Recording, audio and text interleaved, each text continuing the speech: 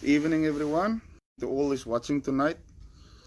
Tonight, I'm gonna share a bit about relapse prevention and what happened in my life. What happened when I relapsed, how I relapsed, and what I'm busy doing about it. Um,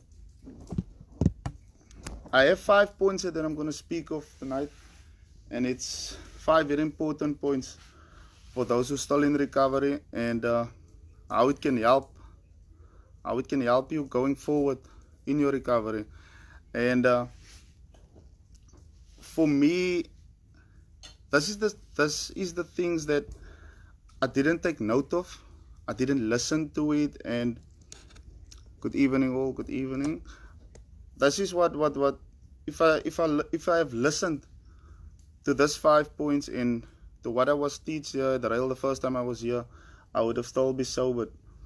So the first point I'm going to speak about is avoiding tempting situations. Now, when we're in recovery, we as youngsters, we think it's bored to go to not to go to parties and all of that stuff, but avoiding tempting situations is exactly what we must do. You can't go to a party and expect you're going to be the only sober person there and the whole party is drinking and doing drugs and all of that. That's insane, man. So eventually, when you stop doing what you're supposed to do, then you start thinking that certain stuff is it's alright. You can go to that. You're strong enough. You come out of a 1 year a rehab or 6 months or whatever, and that's where you fall, because there's no support around you that can say, but this is not what we're supposed to do.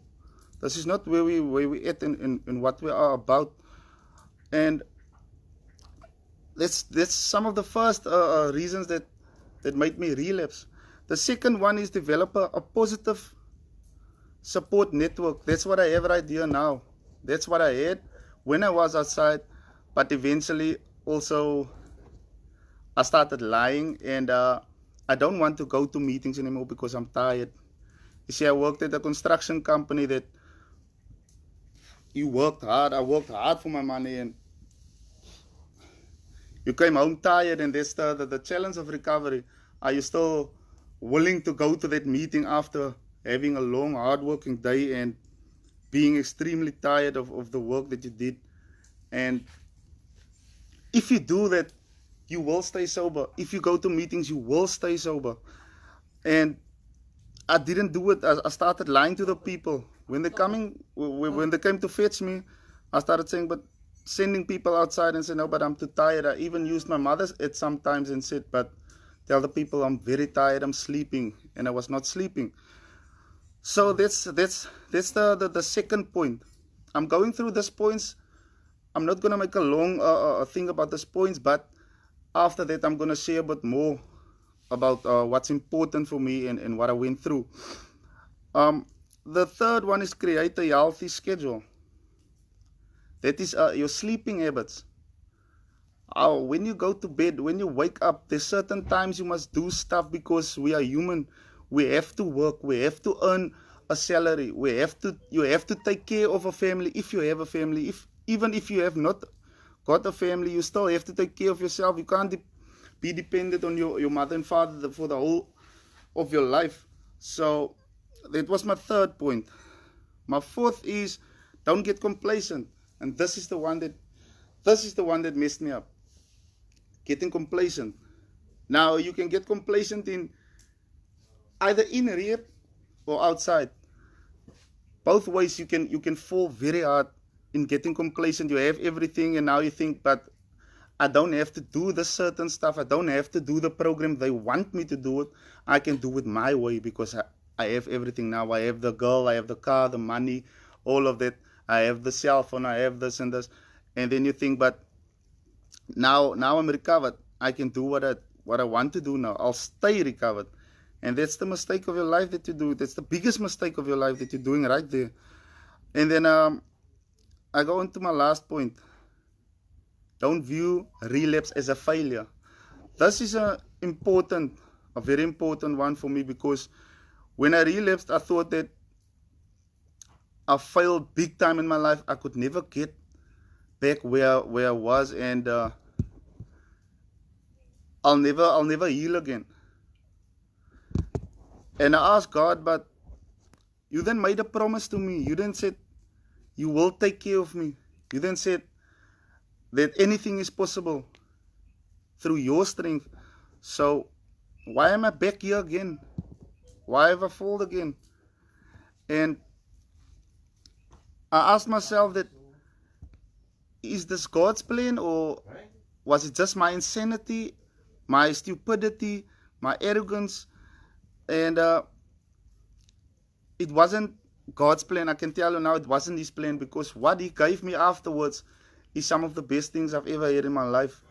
Today I'm sitting here, I'm happy, I'm sober, I'm glad where I am, I'm grateful. I'm grateful for Mr. Hall, for Mr. Sula, everyone who's here around me, for my support structure that I have here, being sponsored, being loved, and being respected for who I am and what I am and where I'm going to.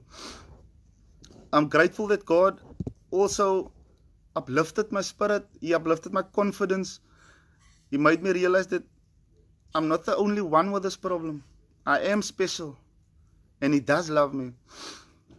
Also to my parents for being with me all the way. A brother that was in prison for a long time and came out and being a good example for me, that you don't have to go back to that life. You don't have to be like I am. You can still change your life. So that was the points that was it's very important in my life, and that's the points that I'm always gonna keep with me to stay sober, to do my program properly, and do what I'm busy doing now, studying as a carer. That's what I'm gonna keep in front of me the whole time. That is what I trust God, that He can show me that path every time, as Mr. Hall and Mr. Sula is doing it at the moment, showing us the right way to change our lifestyle. That's the main thing, to change our lifestyle, not the drug and the alcohol. That we already put that down. Now it's a lifestyle change. And to the youngsters out there tonight, to them I want to say is that don't come in recovery and think you're still the person that you were. You're coming to change your life. But what I see and what I saw in the past is that we come in recovery, and then we think we Owens.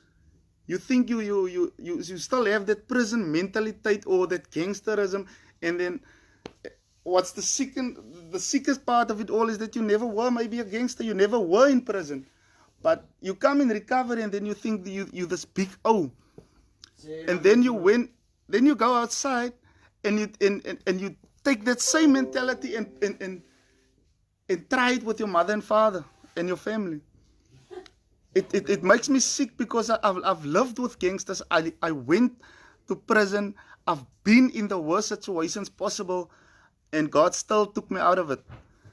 So I would like the youngsters today to have more respect for your life, man. Have more respect for recovery. Have more respect for your mother and father, man.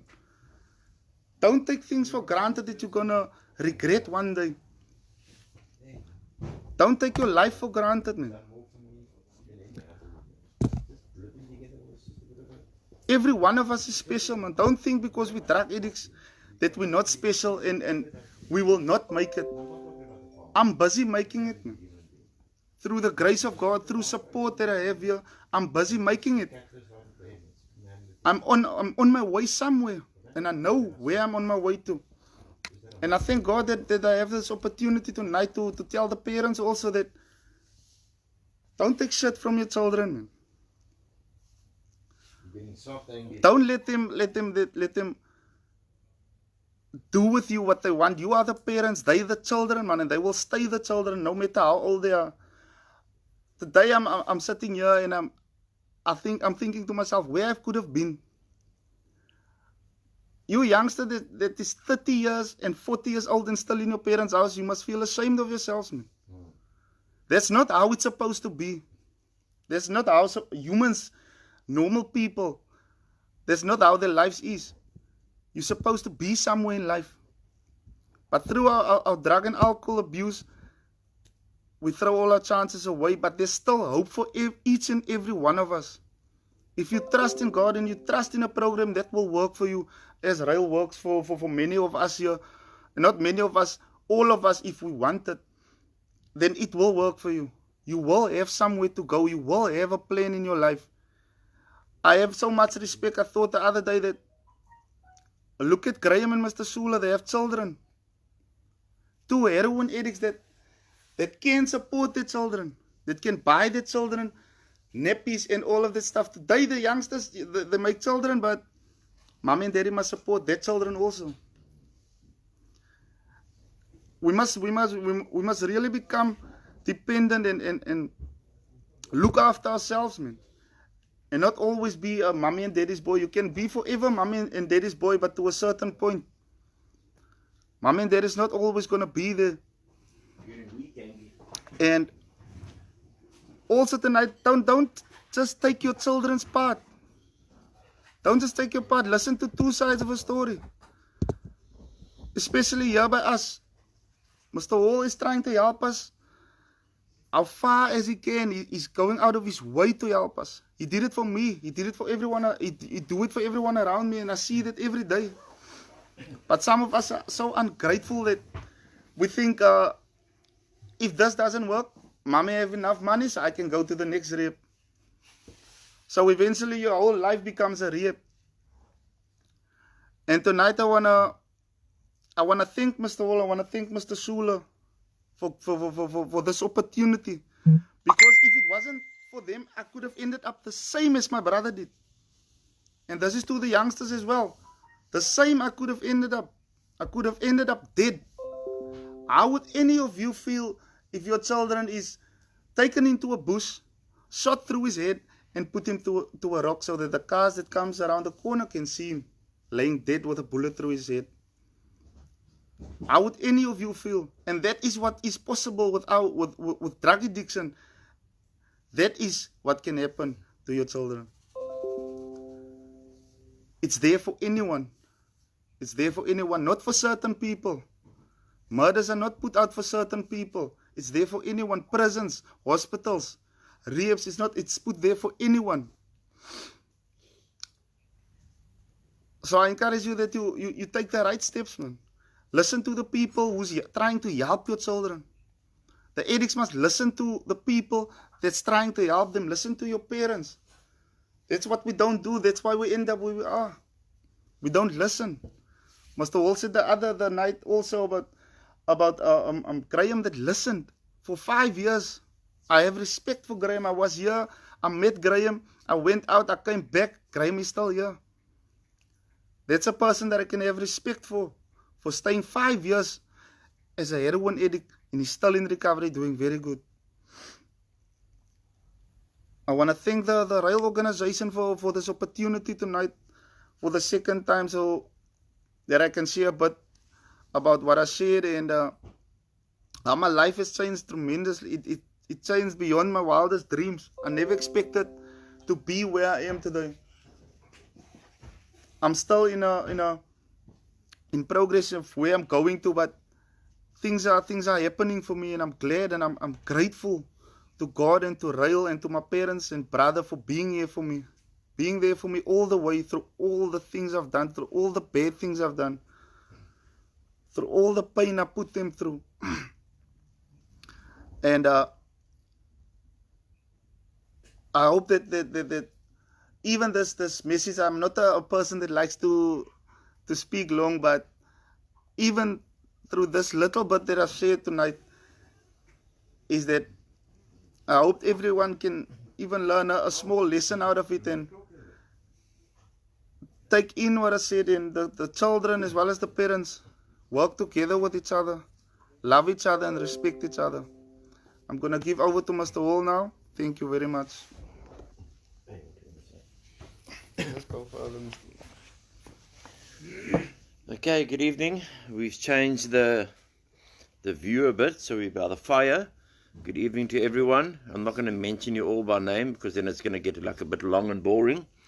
Yeah, obviously Angus has told a story, but that's like a quarter of his story because he's not really one who likes to speak a lot. But I know his full story and it's hectic. Now, come from a dad who's been a pastor for 40 years. Who's sending me all those loves there? That's a bit hectic. And very Christian home. And his brother got involved in addiction, drug dealing, etc. Ended up with a bullet through his head. And this young man, someone saw me. I took a video of him feeding my mom when she was still at that old age home. If that's what they call it, I don't know. And the person said to me, look how nicely that man looks after your mom. And then Dr. DeToy saw it as well, and she sponsored him, and now he's a carer. And now how God works, he's now doing his practical. With the carer, we've got the lady. He's not doing the practical with her, but he's doing the practical, if you know what I'm trying to say, because I don't know if Michelle's online, but she's got that like dirty mind. And now he's doing his practical with the carer at my mom and with my mom. See how God has worked. He's made it full circle. And it's unbelievable. That is only when in God's timing. In God's timing we get everything, and sometimes God's timing we don't enjoy that God's timing. But it happens in life. He mentioned about Kurt Schuller with a baby, Graham with a baby. Graham's away for 3 days. He's gone to go and see his girlfriend and his baby. And he'll be back on Saturday, and we miss him because he's part of our family. We got when Angus goes away with his pump, we miss him because he's part of our family. It's the same as our dogs, part of our family, and we live closely to each other, but we don't take shit, man. Kurt gave a very good meeting this evening where he put everyone in their place, man. Again, if you stay in here for free, courtesy of us, don't give us shit, man. Work a bit harder, man. Sometimes when you start at the bottom of a job and you put in a bit more, you will become something in life. Don't expect handouts, entitlement. That is what is happening to our children. And if you don't like it, oh, mommy, I want to go home. Mommy, I want to go home. If you want to save your life and get your life right, the opportunity is there to get your life right. But if you just want to come here for a couple of days, it's insane. Going back to Angus, yeah, we're proud of him. Angus came in here. He's got broken service, but he's back on the road. He's back now for over 2 years now, Angus? Yes, sir. Over 2 years he's back here, and he sees the way this place rolls. I will never employ people besides caring for my mom. It's a speciality, and our doctor, it's a speciality. We still don't even know if our doctor's got a doctor's degree, but anyway. She seems to be quite good at it. And I believe in employing in-house. So you know the way this whole house runs. Then you can work for the house. Coming from outside, you want to make your own thing and say, no, do it this way. We know what works. And it works for the people that come into recovery. That want recovery. That want a new life. That want a life that we can go out there and be happy, joyous and free. It's raining hard here in Worcester. The snow is on the mountains, but you can't go and see the snow because Becky Chelly, a.k.a. Chuck Norris, has said the COVID-19 is still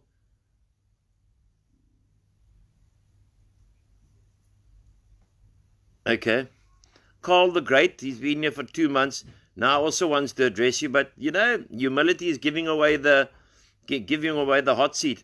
I want to ask anyone here online or watches it later. Most people watch it later, and then we're getting up to 4.5, 5,000 views per person sharing here, is to tell us and just say, I would like to share one night.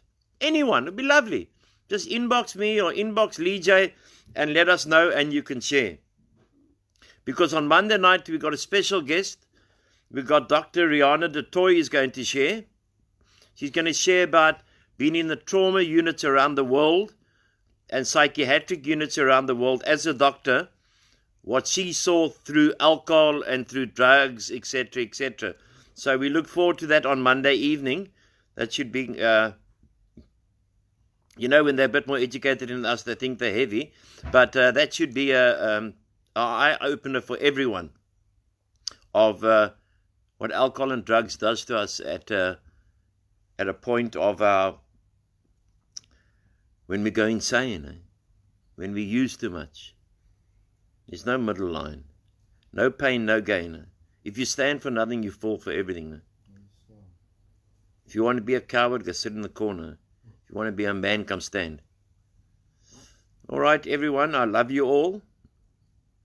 Let me just see if there's anyone here maybe I don't love. But I love you unconditionally. Gladwin, Lekker, my bro, Gary. Hello, Mr. Oda. Michelle, okay, our Mavericks Queen is here. She's always online. She's sharing next Wednesday. So we've got Dr. DeToy on Monday, and we've got Michelle LaRue on Wednesday. We'll be sharing at 8:30. And that's from the mother and from a doctor's point of view.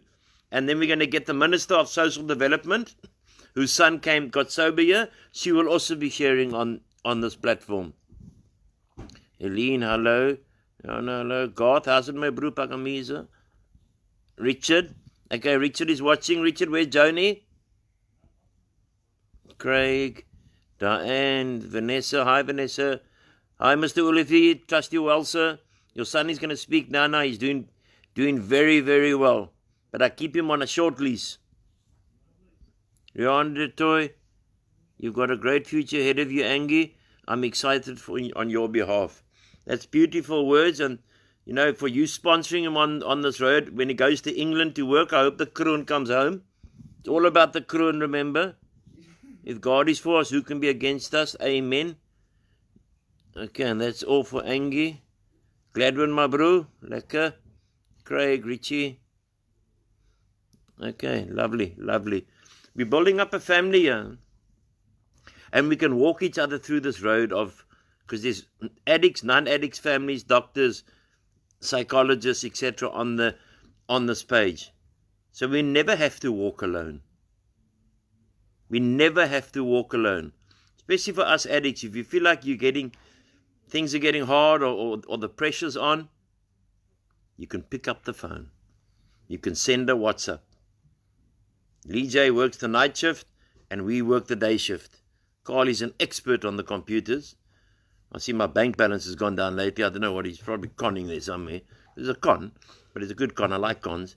And you can contact anyone at any time. And we will talk you through it. Because you never know, one day, I may need you. I may need to pick up the phone and say, help me, brother. Help me, my sister. Help me, my friend. Okay, so I'm going to hand over to Carl the Con. And he's not wearing his tight jeans tonight. He's looking very spliffy in his tracksuit. So just remember, make a note of it, Richie and Lee J, that the doctor will be talking at 8:30 on Monday evening. And Michelle will be talking at 8:30 on Wednesday evening. We look forward to those two inspirational ladies. Okay, yes, Carl. Hold on a second. God bless. I'll just put the bucket in my house. Good evening, everybody. Yes, Carl the Addict. I'm here again. I was obviously listening to what Angus had to say, and I was listening to his share. When he finished and I realized we still have a bit of time, I thought I'd love to just take an opportunity and maybe say a couple words as well, especially on Angus's behalf. As some of you already know, I've only been here now for just on 2 months. And I want to say that Angus in himself is an individual that has really touched me since, in my time since I've been here. He's really had an influence on me, and he's definitely somebody that I look up to here in this program. I was here, I was speaking to you guys, I think it was last night, And I mentioned, I think I spoke a lot on RAEL as an organization and my time here and the management here, from Mr. Hall to his entire team. And Angus is one of the individuals that truly stands out for me, especially when I look at my life as an addict, and I look for the hope of we can recover, and recovery is possible. You know, I think I've had the pleasure of hearing a little bit of Angus's story since I've been here. You know, that he's chosen to share with me, and I mean, his story is his. I won't speak on his story, but I know that, as Angus expressed to you, he didn't necessarily come from the cushy suburban lifestyle that some of us do, or at least that I did. You know, he grew up in the gangs. He grew up moving with the gangs.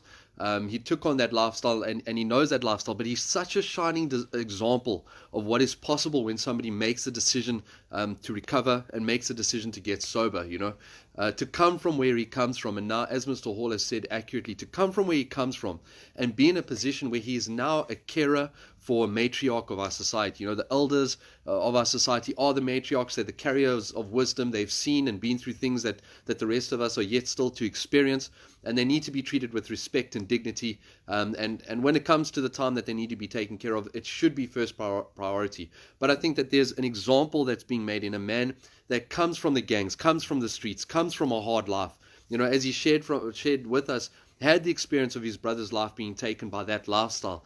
Yet now he's probably the most soft, gentle, attentive human being that you could meet. As Mr. Hall accurately shared, to come into recovery and have that part of him that was always inside of him come out to the point where a complete stranger would look at him and say, that man should be a carer. And now you look at him, you know, my first impressions of Angus, if you could, I don't know if you got the effect on the camera, but if you could meet him in real life, he is an intimidating human being. He has a stature about him. He has a confidence and a walk about him that when you're around him, you know this man has been places, and you know the man deserves a level of respect. And I think that comes with him from where he's come, but it also comes with him because of the confidence and the way that he carries himself now. I look at Angus and I see a human being that's incredibly proud of his sobriety, incredibly loyal to this organization, and incredibly proud of this organization. I remember in my early days here, we were out on the job. We had been given a fantastic opportunity to be a part of the Charisma Drive. We were busy packing food packages, obviously for the poor and the needy during the lockdown. And it was maybe one of the first times myself and Angus had an opportunity to be alone together and to have some one-on-one time and discussions. And I'll never forget what he said to me. You know, he said to me that he would fight for this organization. Whatever his advice to me was, Carl, whatever you do, you show nothing but respect and honor to this organization, to Mr. Hall and to his team. And I was immediately aware of the fact that what I was hearing the words of somebody whose life had been saved by this organization. I was hearing the words of somebody who had received some sort of gift or achieved something through being here that made him incredibly loyal, incredibly dedicated towards this organization and to the way of life that we try to practice here. And I think that, again, coming from a man who has the history he has, who's walked the walk that he's walked, that's lived the life that he's lived, to hear that man have so much respect for Mr. Hall and for RAEL as a whole, it to the newcomer, it sets a precedent. It really sends a message, and it definitely impacted me, and it sent a message to me. I think that Angus is a shining example of what is possible when we are desperate enough for recovery, and when we choose to work this program. And he's a shining example of what Mr. Hall and the RAEL organization as a whole are capable of when somebody comes here willing and prepared to lay it down, and prepared to surrender and to accept whatever instruction they may or may not receive. You know, and so many angles. There's so many different aspects to the man as well. You know, his spiritual growth. If you could have the pleasure of being here in one of our devotions when Angus is busy speaking, the way that he has grown spiritually, his knowledge of the Word, his knowledge of our Maker, is incredible, and the amount of respect and honor and dignity that he now walks around with, I think, is testimony to what sobriety is possible or capable of giving us. It's testimony to what a man like Mr. Hall is capable of developing in us if we come here prepared to surrender and willing to learn and willing to grow. You know. I think that's I'm just checking out the time there. That's mostly just what I wanted to say. I really wanted to give props to the man because I was hearing him speak. It reminded me of what I was saying to you guys a night ago, and all I could think of was there's a shining example of what is possible if we work this program. Sorry, what's that, Mr. Hall? I'm receiving instruction here, and of course I have to listen to the boss because he is in control of my recovery. Well, there we go, Mr. Hall. I'm not going to say the exact word, but they are hard gentlemen, and they're hard on us as addicts. We had a moment today. We had a meeting today where Mr. Schuler brought out that side of him, and I was listening to some of the antics that go on, and that, please understand, antics go on anywhere when you're dealing with addicts. It's not a reflection of RAEL. It's more a reflection of what we do to deal with the antics that go on. We can be incredibly difficult, incredibly stubborn individuals, incredibly strong-willed, even when our will is leading us down the wrong path. What's that? Gangsterism won't take you anywhere, and you can't. On your CV, being part of a gang will only take you to your grave. Gladwin, I think you are 100% right, but what I think you can put on your CV is having come from that life and having turned it around as much as this man has. I think that, in his personal life, he can hold his head high to say, I might have come from that lifestyle, but now I'm doing something so wonderful as taking care of a man's mother who's in need, and doing a beautiful job of it. For me here, what I would like to express to you is if you could see it with your own eyes, and you could see this man that has the stature and that clearly comes from this background, who would intimidate most of us if you didn't have the time to know his soft, kind and caring heart, and then you could see him being so loving and caring towards another human being. It's a beautiful thing to see, and for somebody who's young in recovery and young in sobriety, it's a beautiful thing to watch and to see what is possible, or what we are capable of gaining, what the gifts are of sobriety, should we work it. But yes, as Mr. Hall was accurately saying, I think, as much as I like to speak well about this organization, because this organization is saving my life every single day, Mr. Hall and his team are saving my life every single day. As much as I like to speak well of them, because it's nothing but the truth, and I desire for every suffering addict out there, or anybody that needs the help, and even those of you that have loved ones in this organization, I desire deeply for you to know from someone inside of this program that this program and Mr. Hall and his team are truly touching those of us who want to recover, are showing us a new way of life, are creating an environment where I'm not just here to hear all the right things said, or to listen to a whole lot of literature, or watch a documentary or two, and then say, oh geez, I've recovered, but I'm getting to watch it lived real life every day, and I'm getting to see it in a practical way that allows me to try to implement it in my own life. And to model myself behind these people. I will often say to Mr. Hall, and I think he might think that I'm brown-nosing, but I will often tell him that he is my mentor, and that is the reality. Nobody knows this walk better than Mr. Hall. Nobody knows how to pick yourself up out of this situation better than Mr. Hall. And as an addict who often would look at people who tried to tell me what to do or how to recover, but didn't know well enough this walk themselves, he's a man I can look at and say he knows it better than I know it. And because of that, I will bow down to him and listen to what he has to say any day of the week, because he is a shining example of what somebody from this way of life is capable of achieving when they choose to fight back and they choose to fight for their sobriety. And the team around him, guys like Angus, guys like Mr. Schuler, guys like Graham, they all model the same thing. And when you see 4 or 5 people getting it right, achieving something in their lives by walking in one particular walk, then as an addict, I look at that and I say, well, they know what I know. They come from where I come from, but look at what they are accomplishing. And now the stubborn addict in me that would want to look at somebody and say, you don't know me, you don't know my life, why should I listen to you, is forced to go, well, I can't say that anymore. I can't look at these gentlemen and argue and say, well, what do you know? They know more than me. Guys like Angus, guys like Mr. Schuler have for all purposes perhaps had an even rougher walk than what I've had. We're supposed to not differentiate, and I would rather look at them and say they've come through more than me, yet they are making it. Surely if I follow their example, I'm going to have that opportunity myself. Surely if I do what they do, and I put into practice what I see them practicing every day, then I might have a chance. But I digress. I wanted to express what Mr. Hall was busy saying. I think that there is something that must be said, and that is, make no mistake, the journey of sobriety is not an easy one. And an addict is not an easy person to work with. I'm most certainly not an easy person to work with. I can be incredibly difficult, incredibly strong-willed, and incredibly stubborn. And that means that I know myself that if I'm going to recover, if I'm going to hand myself over to people that are going to help me recover, I'm going to need them to be hard on me. I spoke about it the other night. Manipulation, pulling the wool over eyes, these are things I became incredibly good at. I became so good at it that I don't even know when I'm doing it. I became so good at it that I will con myself first. so that I believe my lie, and that way I am most empowered to convince you of the lie. If I can't believe my own lie, how am I going to convince you? I have to believe it so I can become passionate about the nonsense I'm going to tell you, and then I might have a good chance of pulling you the way that I want you to go, getting you to believe what I want you to believe. And because of that, it means I need somebody that's going to be hard on me. I think that can be a message to all addicts. If you're going to be oversensitive, or you're going to be too soft, when somebody who's there to help you puts their foot down, or is prepared to do what perhaps our parents aren't capable to do because of the love they have for us, because of the compassion they have for us. And that's not to say that Mr. Hall doesn't have absolute love for us. I think it's even in the scriptures that we read, will I not discipline the child whom I love? Bend the tree while it's young, or lead your child in the way that it should go from the time that it's young, and they will not depart from it. And I think that's something that Mr. Hall and his team here do exceptionally well. There is no time for nonsense.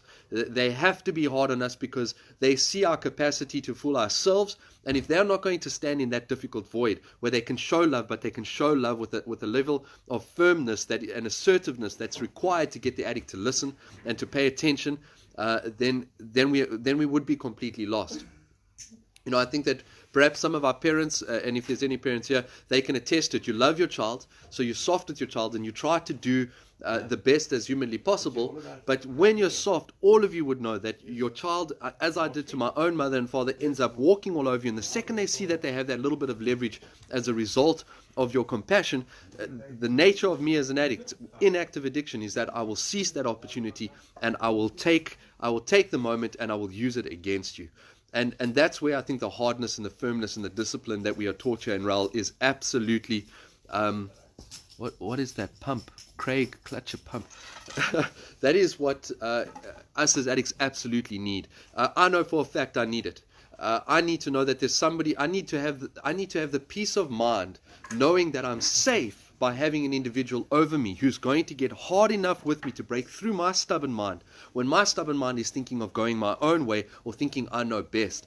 And I need it from somebody who knows my walk, who's walked my walk, and who I can look at and know they know what they're busy talking about.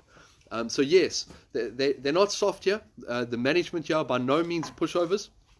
But I think all of us would know, those of us who are addicts and those of us who are supportive addicts will know that unless you are prepared to be firm with the addict is always going to take an arm when you're busy giving them a hand. And for that, I'm grateful. I'm grateful that I'm in a place where I know that straight off the bat, Mr. Hall will have no problem calling me out on my cuck when I'm getting up to cuck. I'm grateful that the team around him, even Angus, I believe I'm growing a friendship with Angus. I have a lot of respect for the man. I'm getting along with him exceptionally well. But I'll never forget my place that Angus has been doing this for longer than me. I'll never forget my place that Angus is in a better position to correct me than I am myself. And as such, if Angus has to pull me aside and tell me firmly and to the point, Carl, what you're doing, what you're behaving, the things you just said, the way that I see you acting, this thing that you're busy doing is bad for you and it's going to lead you down the wrong path. I'll do that which is hardest for any of us as an addict, and that is that I will bow myself and say, yes, Angus.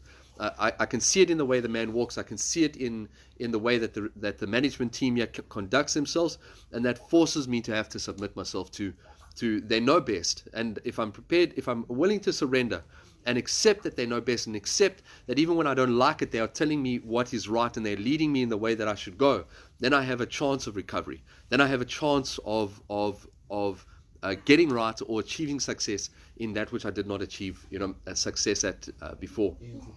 So I think just looking at the time, I think that's all I really wanted to say. I just wanted to say that, give you my 10 cents on Angus as a man and what I've seen in him. I wanted to try to share that part of the bruh loves the camera. Goth. I love the opportunity to share on behalf of this organization. Goth, I love the opportunity. It's Orange Friday tomorrow. Post your pics on the wall. Post your pics on the wall. If you have the chance, please share this live video. Share the pics that we're busy sharing. If you see something that you like on the wall, please go ahead and promote it. It will only take but a second for you to go to the Orange Friday page and share something there to your own group. Share something there on your own story. And again, you never know the lives that it might affect. You never know the addict that's sitting somewhere where at some point of the day, hopeless and alone, maybe trying to hustle the next fix, maybe has a moment of clarity where they think, what is there out there, turns to the device because it's the easiest way to find information from outside of their immediate circumstances, and just happens to see what you've shared, happens to see something that this organization is putting out, happens to see something that you're involved on. Perhaps that person knows you and knows that you're a recovering addict and knows your walk and sees you sharing something, and perhaps that is exactly what they need to save their lives. Perhaps that's what turns their lives around. You never know. As long as we're sharing and as long as we're punting, as long as we're getting the word out there, then so be it. I think that's I might sound like very Mark or Mnet right now, but the reality is that we're doing this to reach the still suffering addict, not just the support of the parents out there that deserve a right and are enjoying the opportunity to see what we're doing here, but we're doing this to save lives. And just as we have to take the initiative, be prepared to put out these groups, have a Lee J that's prepared to do all the hard work she does till early hours of the morning to put this out, have a Mr. Hall who's never stopping when it comes to thoughts, ideas, and speaking out against both those things within our society that are not right, as well as those things that the addict and the support of the addict need to hear in order to save lives. But just as we are taking the time and the opportunity to do that, likewise, the 12th step and part of this journey and part of staying clean is carrying the message to the still suffering. So it's the smallest thing, it's the easiest thing to do, simply just to hit share and share a post, share the video, share something you see on either one of the sites, the RAEL organization, the Live Recovery Stories, the Orange Friday groups. It's the easiest thing to do, and again, you never know whose life you might be saving just by being prepared to put that out there. So I don't know if Mr. Hall wants to say something further or wants to close off. Just Orange Friday, that's it. That's it, just Orange Friday, that's it. Help us carry the message to the still suffering. Thank you for joining us. Thank you for the support. Everybody here obviously loves it. I love the opportunity to be a part of this. I hope that you guys do as well. As Mr. Hall said, please let us know if anybody would like to share. It would be awesome for us to it would be awesome for us to have some outside input that's outside of obviously just ourselves. And yes, thank you very much for joining us. Thank you, Angus, for what you've had to say. Thank you, Mr. Hall, for everything that you're busy doing for us. And thank you for all of those that support us, support their children or their loved ones that are in this program. All of us appreciate it greatly. And we hope that we'll see you again tomorrow night. Thank you very much, guys. Cheers. Have a fantastic evening.